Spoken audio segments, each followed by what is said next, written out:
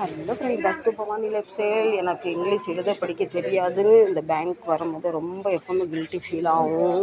Madam मेरे को form एक चाहिए. இவர்கிட்ட சொல்லி ஹெல்ப் கேட்டு வாங்கியாச்சு. இவருக்கு நமக்கு வேலை செஞ்சு தராரு. நீங்கள் நினைக்கலாம் அந்த பிச்சைக்காரன் நான் எதுக்கு பேங்க் வந்து பணம் போட வந்திருக்காலும் எடுக்க வந்திருக்கேன். போடவும் வரல, எடுக்க வரல. இருந்தால் தான் போட முடியும்.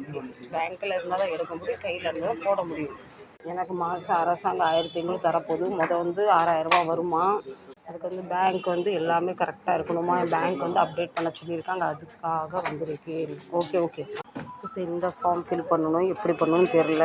இவர்கிட்ட ரெக்வெஸ்ட் பண்ணியிருக்கேன், பண்ணித்தரேன்னு சொல்லியிருக்காரு.